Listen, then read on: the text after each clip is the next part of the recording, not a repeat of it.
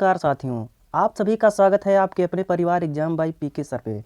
तो दोस्तों, आप लोगों के लिए एक सीटीटी की महत्वपूर्ण प्रैक्टिस सेशन लेकर आए हैं जो आपकी परीक्षा के लिए बेहद ही महत्वपूर्ण साबित होने वाले हैं। तो चलिए फ्रेंड्स, हम प्रैक्टिस सेशन की ओर बढ़ते हैं।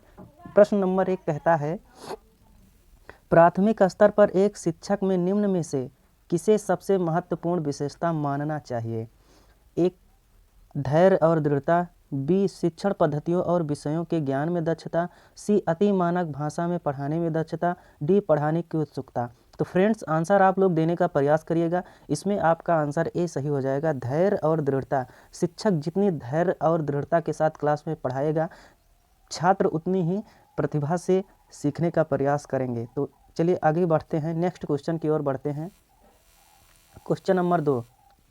फ्रेंड्स, 2 नंबर क्वेश्चन बहुत ही बड़ा है, आपकी परीक्षा में लगातार बनते आया है। तो प्रश्न हम पढ़ देते हैं, उसके बाद चारों ऑप्शन दिखाने का प्रयास करेंगे कि एक शिक्षक अपने लोकतांत्रिक स्वभाव के कारण विद्यार्थियों को पूरी कक्षा में कहीं भी बैठने की अनुमति देता है।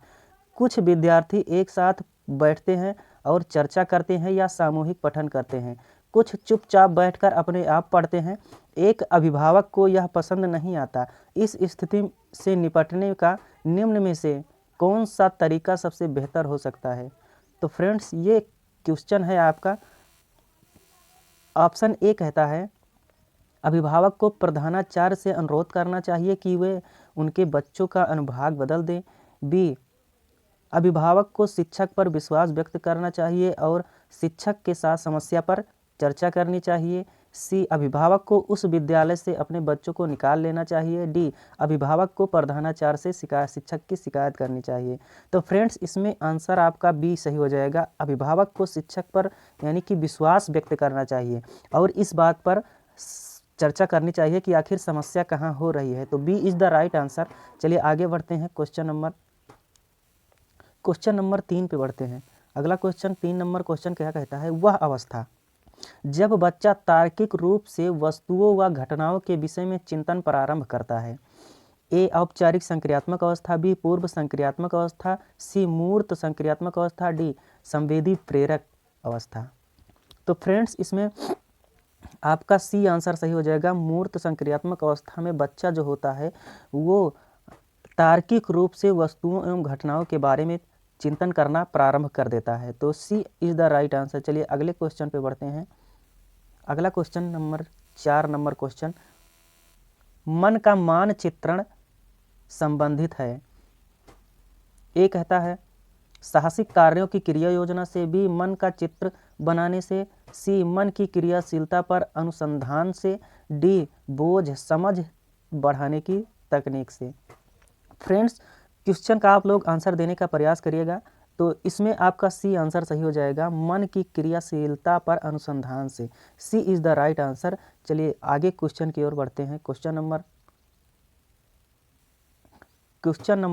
4 पे।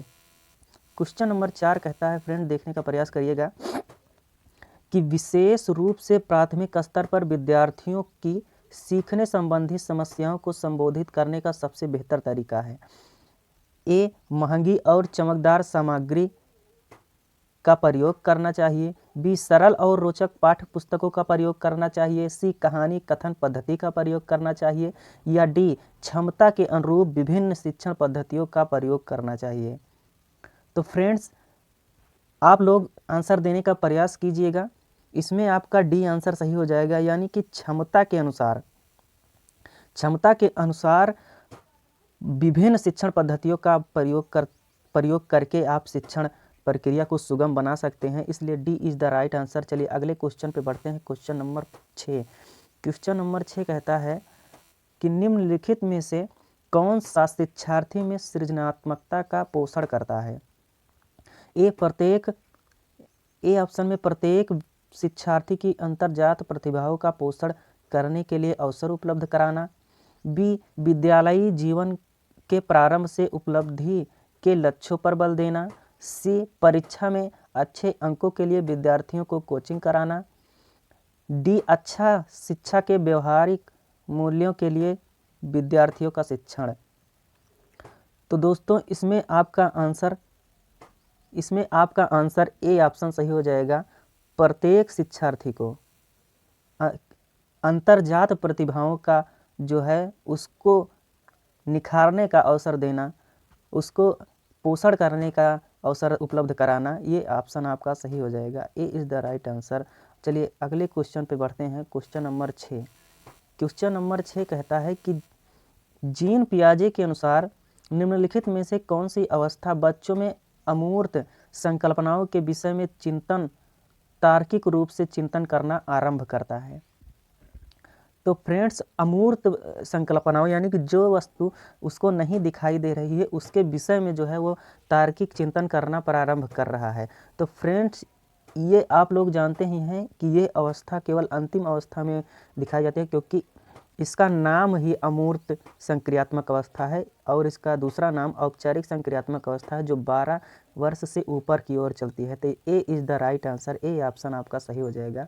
चलिए अगले क्वेश्चन पे बढ़ते हैं। क्वेश्चन नंबर 8 नंबर क्वेश्चन कहता है कि सीखना समृद्ध हो सकता है यदि कक्षा में अधिक से अधिक सामग्री का उपयोग किया जाए, बी शिक्षक विभिन्न प्रकार के व्याख्यान और स्पष्टीकरण का प्रयोग करें, सी कक्षा में आवधिक परीक्षाओं की अपेक्षित ध्यान दिया जाए, बी वास्तविक दुनिया से उदाहरणों को कक्षा में लाया जाए जिससे विद्यार्थियों में एक दूसरे से अंतःक्रिया करें और शिक्षक उस प्रक्रिया को सुगम बनाए।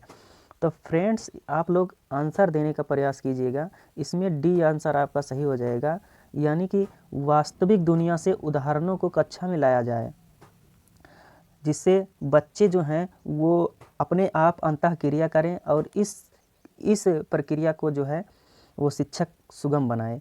D is the right answer. चलिए अगले क्वेश्चन की ओर बढ़ते हैं। क्वेश्चन नंबर 9 कहता है निम्नलिखित में से कौन सा कथन सीखने की प्रक्रिया की विशेषता नहीं मानता है, यानी कि इसका सीधा सीधा मतलब है कौन सा ऐसा कथन है जिसमें सीखने की प्रक्रिया की विशेषता नहीं है।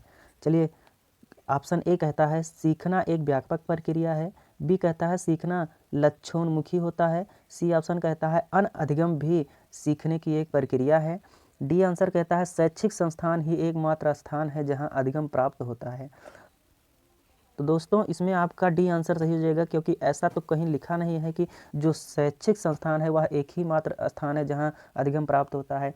हर जगह जो है वो आपको कुछ न कुछ सीखने को मिलता है, इसलिए डी आंसर आपका सही हो जाएगा। D is the right answer. आगे बढ़ते हैं, अगले क्वेश्चन की ओर बढ़ते हैं। Question number 10।